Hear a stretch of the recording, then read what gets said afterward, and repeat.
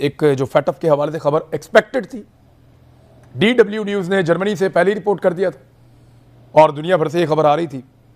हमने आपको बताया भी था कि फैटफ में पाकिस्तान को मज़ीद 4 महीने तक ग्रे लिस्ट में रखा जाएगा। बहुत सारे मुल्क दुनिया में ऐसे हैं जो पाकिस्तान से बेहतर परफॉर्म नहीं कर रहे, लेकिन वो वाइट लिस्ट में है। लेकिन पाकिस्तान क्योंकि सर्कल हो गया है, बाकायदा पाकिस्तान को पॉइंट आउट किया गया है, तो पाकिस्तान का निकलना पाकिस्तानियों के लिए भी एक बड़ा सवाल है और निकालना, जो निकालने वाले हैं उनके लिए भी एक बड़ी बात होगी। तो अभी 4 महीने तक पाकिस्तान बदस्तूर इसमें रहेगा। हर दफ़ा एक नई उम्मीद दिलाई जाती है।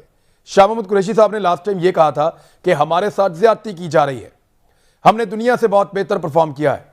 दुनिया में जो टॉप के बेहतर परफॉर्म करने वाले मुल्क हैं उनमें पाकिस्तान एक मुल्क है और दूसरे नंबर पे पाकिस्तान उस कैटेगरी में आता है जो अच्छा परफॉर्म कर रहे हैं।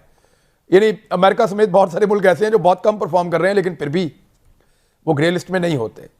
तो अब इस पर हम बात करेंगे। मजहर अब्बास साहब से हम शुरू करते हैं।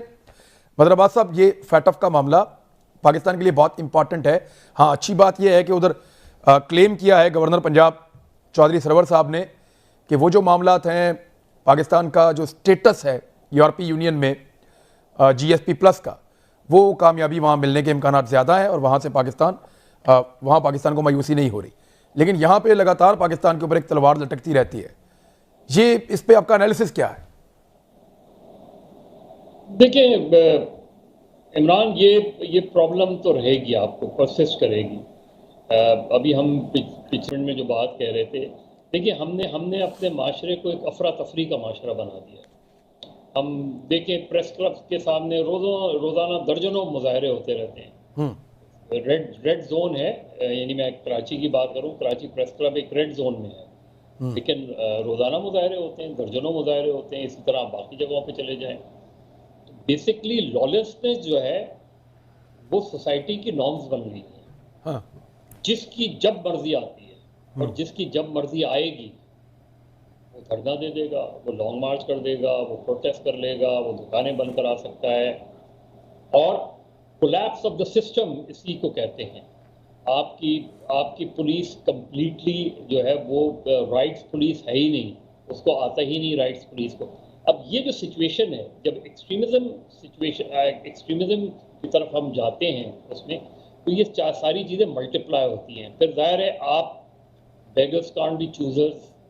हम जो भी करते रहें वो हमें ख़ास नुक्ते निगाह से देखते हैं और वो ख़ास नुक्ते निगाह से देखते रहेंगे। आपको कभी थपकी दे दी, हाँ अच्छा काम कर रहे हैं, ज़रा और बेहतर कर रहे हैं। तारीफ तो हर दफ़ा करते हैं, अभी भी की है। वही कह रहा हूँ ना, इसमें अब हम एक तरफ तो हम कहते हैं कि एब्सोल्युटली नॉट। जब हम एब्सोल्युटली नॉट कहते हैं तो उसको फिर उसके लिए हमारे पास उसकी कीमत आपको चुकानी पड़ती है। एग्जैक्टली, उसकी कीमत होती है। कीमत भी होती है। तो आप ऑल्टरनेट तो तलाश करें। ऑल्टरनेट आपके पास है नहीं। हमने नारा लगा दिया, अब नारा लगा के हम मैदान जंग में कूद पड़े ना। आपके पास फौज है, फौज से मुराद उस टर्म में मैं बात कह रहा हूँ कि हम कूद पड़े हैं मैदान जंग में एब्सोल्युटली नॉट कहते हुए, विदाउट रियलाइजिंग कि ना चीन जिस हद तक सपोर्ट कर सकता है आपको करता है। बाकी आपकी इकोनॉमिक कंडीशंस जो है वो ऐसी नहीं है कि हम इतनी बड़ी लड़ाई अफोर्ड कर सकें। अब हमारे लिए प्रॉब्लम ये कि उन्होंने ये हमको टारगेट कर लिया जब से हमें ग्रे लिस्ट में लाना है, और मुझे नहीं लगता कि हम मुस्तकबिल करीब में ग्रे लिस्ट से निकल पाएंगे। अच्छा, इसमें एक और चीज़ है, मतलब भाई देखिए, हमें पिछली मरतबा भी निकलना था, उससे पिछली मरतबा ना है। ये इंपॉर्टेंट है, ये बात इंपॉर्टेंट है, ठीक कह रहे हैं। जब भी मैं कोई पोजीशन लूं तो मुझे ये उसके ऑल्टरनेट तो पता होने चाहिए ना। ठीक, ये मैं फिर आगे कैसे बढ़ूंगा, मैं आगे कैसे बढ़ूंगा? वैलिड क्वेश्चन है। आगे बढ़ने का सोचा नहीं, लेकिन हमने कह दिया। हाँ, हम हो सकता है वो जुमला पाकिस्तानियों के लिए तो बड़ा अच्छा है। एंटी अमेरिकन सेंटिमेंट्स हमारे यहाँ बहुत ज़्यादा होते हैं, तो मुझे तो जुमला बड़ा अट्रैक्ट लगेगा। लेकिन हो क्या रहा है फिर आपको IMF के पास बैठना पड़ रहा है, IMF की कंडीशंस माननी पड़ रही हैं। आप महंगाई को नहीं रोक पा रहे, ना रोक पाएंगे आप महंगाई को। आपको हर जगह ये प्रॉब्लम फेस करनी पड़ेगी। हर महाज पे वो आपके सामने आकर खड़े हो जाएंगे, इसलिए कि आप उनकी मर्जी की बात नहीं कर रहे। मैं चंद मिसालें आपको पिछले 3-4 साल में दे देता हूं, क्योंकि हमारे यहाँ जो ज़्यादा उम्मीद पैदा हुई वो PTI की गवर्नमेंट के साथ पैदा हुई, जिसमें कि रिफॉर्म की बहुत बात की गई कि रीस्ट्रक्चरिंग एंड रिफॉर्मिंग का बड़ा ये मंत्रा था हमारा, जब ये पीटीआई आई है हुकूमत में। हम सिविल सर्विस रिफॉर्म नहीं कर सके, हम पुलिस रिफॉर्म नहीं कर सके, हम इकोनॉमी को रिस्ट्रक्चर नहीं कर सके, हम ये जो बहुत सारी चीजें जो ठीक करने वाले तालीमी निज़ाम को किया, पता नहीं अब ये अल्लाह जानता है कि इसका नतीजा क्या निकलेगा। जब ये आज के बच्चे जो कुछ ये 5वीं जमात तक का जो सिलेबस चेंज हुआ है, इसमें जो निकलेंगे क्या निकलेगा। तो सबसे बड़ा मसला क्रिमिनल जस्टिस सिस्टम का, अभी जो फैटफ का इजलास हुआ, फैटफ के इजलास में 2 चीज़ों का जिक्र किया गया आपसे। ये कहा गया कि आपके यहाँ जो सज़ा और जज़ा का सिलसिला है, ये मुनासिब नहीं है, ये ठीक नहीं है, इसको ठीक करने की जरूरत है। दूसरा, प्रोसिक्यूशन का सिविल जस्टिस सिस्टम में तो कर लिया हमने, अभी जो क्रिमिनल है उसके अंदर करना है, उसमें करना है, उसके अंदर करना है। और दूसरी बात, civil mostly related with in the system है ना। क्राइम जो है ये इंटरनेशनल है, जहां पे क्राइम इंटरनेशनल हो गया, 1373 हो गया या 1267 के अंदर आप आ गए, जिसकी जो बुनियाद बनी जिसकी फैटफ की, तो जब उसकी बुनियाद पे आप फैटफ के अंदर आ गए और आपके ऊपर नजर जम गई लोगों की, और आपके बैंक बाहर जो ऑपरेट करते हैं न्यूयॉर्क में या बाकी जगहों पे, वहां पर कुछ शिकायत ऐसी आई कि उनको बंद करना पड़ गया, तो लोगों ने कहा इनको चेक करो, इनके अंदर से ये जो सारा निजाम निकल रहा है, वहां पे निजाम है, ये क्या है।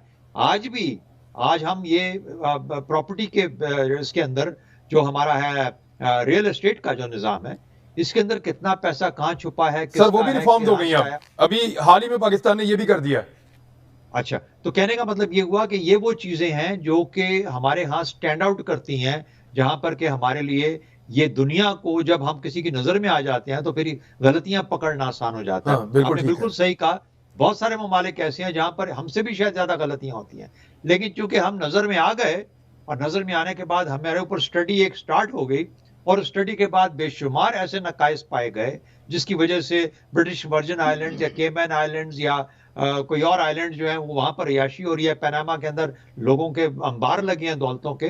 तो कहने का मतलब ये हुआ कि ये जब इस किस्म के काम हो रहे हैं और ये नहीं पता कि इनके साथ और क्या कुछ कौन कौन इसमें से खेल रहा है, सिर्फ ये तो हमारे यहाँ चंद फिगर्स का नाम पता है ना, लेकिन बाकी जो इस किस्म के मिलिशियस ग्रुप्स हैं वो क्या करते हैं, इसका सवाल एक बड़ा पैदा हो जाता है। तो मेरा ख्याल है फैटफ ने ये किया है कि आपको मजबूर किया है कि इन मामलात को दुरुस्त करो, लेकिन अब पाकिस्तानियों को कहीं ना कहीं बैठ के ये फैसला करना, ये फैटफ का नुकसान कसूर नहीं है, ये हमारी बुनियादों का कसूर है। जब आप बुनियादें आपने इतने ज्यादा खिला छोड़ दिए, इतना कुछ खेलने के लिए छोड़ दिया, चाहे वो अंदर तो हम बातचीत करके सियासी तौर, बाहर की दुनिया में हम ये काम नहीं कर सकते।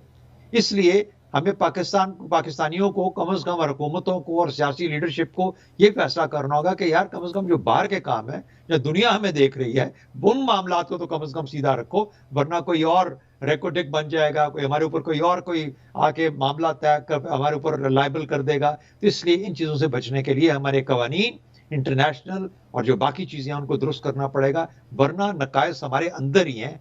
फैटफ से ज्यादा हमारी अपनी जो कोशिश है उसको रिजॉल्व करने की जरूरत है। करने का कहा गया है वो बिल्कुल सही नुकात हैं, लेकिन वो ये कहते हैं कि आपके यहाँ पे जो कैश ट्रांजैक्शंस होती हैं, चाहे वकील बड़ी बड़ी फीसें लेते हैं, चाहे प्राइवेट अस्पताल जो चल रहे हैं, ये जो बड़ा बड़ा बिजनेसमैन है वो ये कहते हैं कि पैसा किधर से आता है, इसका कोई हिसाब किताब है कि नहीं है।